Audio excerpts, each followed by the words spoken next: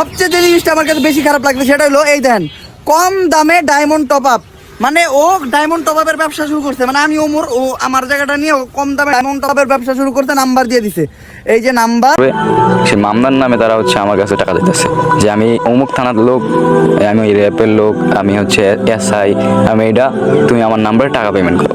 তোমরা সবাই কেমন আছো? তো বরাবর মতন আবার একটা নতুন ভিডিও নিয়ে হাজির হলাম।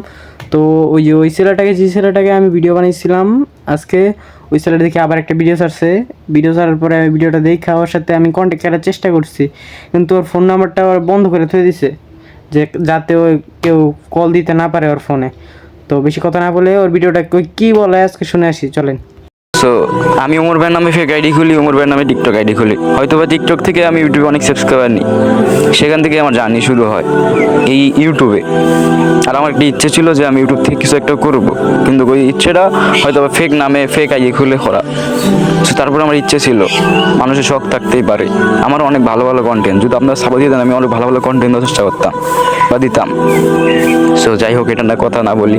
সো ওমর ভাই আমাকে নিয়ে একটা ভিডিও ছাড়ছে, সেই ভিডিওতে সে আমার নাম্বারটা পাবলিক করছে, সেই নাম্বারের কারণে আমাকে এই পর্যন্ত মানে 40-50 হাজার মানুষ কল দিয়ে হালিস অলরেডি।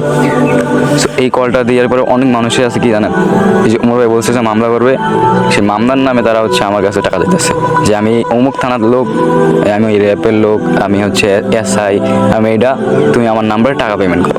তাহলে ওমর ভাই চেষ্টা তারা সেফটি করতে, তার সাবস্ক্রাইবারদের, তার ফলোয়ারদের, তার ভাই বাদারদের, সেখানে কি করলো, মানুষ উল্টে আমার কাছে টাকা দিতেছে। দেখো যেগুলো মানুষকে যারা সেই ওমর ভাই সেভ করলো, সেই ওমর ভাইয়ের মাধ্যমে কিন্তু এসে আমার নাম্বার পেয়ে আমাকে ব্ল্যাকমেল শুরু রীতি। সো একটা মানুষ ব্ল্যাকমেল হতে হতে লাস্টে যে এক সময় অনেক অনেক টিভি অনুষ্ঠানে থাকে। তো কালকে আমি এমন ডিপ্রেশনে ছিলাম, আলহামদুলিল্লাহ ওই জায়গা থেকে আমি বের হয়ে আসছি। আমার মাথায় কালকে অনেক কিছু মানে ঘোরাফেরা করতেছে, আমি কি করবো এটা ওরা। তো যা হোক সব কিছু থেকে আলহামদুলিল্লাহ বের হয়ে আসছি।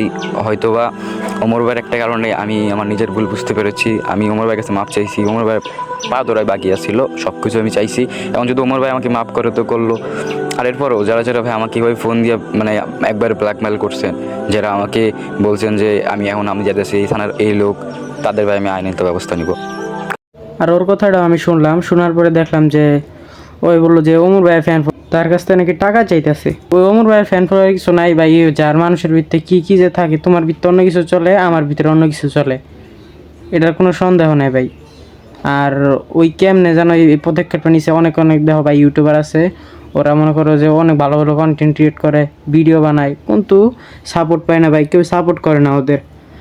এখন আমি তো অনেক দিনের ভিডিও বানাই, কিন্তু আমার কেউ সাপোর্ট করে না, আমি তো এরকম কাজ করি নাই। কার মনের ভিতরে কী চলে ভাই জানি না। ওই বড় হইতে চাইছিল ফেক নামটা দিয়া, পরে পাঠাই দিতে, কিন্তু ওই আগেই ধরা খাইছে।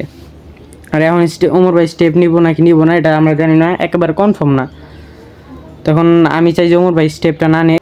আর আমার কিন্তু একটা কথা খুবই খারাপ লাগছে, ওই কথাটা হইলো যে ভাই একটা মানুষ বিপদে পড়ছে, বিপদে পড়া মানুষটারে ভাই তোমরা টাকা চাইতেছো যে আমি র্যাপের লোক, আমি পুলিশের লোক, কথাটা ভাই খুবই খারাপ লাগছে। তোমরা বিপদে পড়ে দেখো ভাই, এরকম সিচুয়েশনে ভাই অন্য মানুষ যখন মজা করবো তোমার সাথে কেমন লাগে ভাই দেখো তুমি। আর ছোটো ভাই মনে করে কিন্তু তোমরা আমাদের চ্যানেলটা সাবস্ক্রাইব করতে পারো। তো আল্লাহ হাফেজ, বিদায়।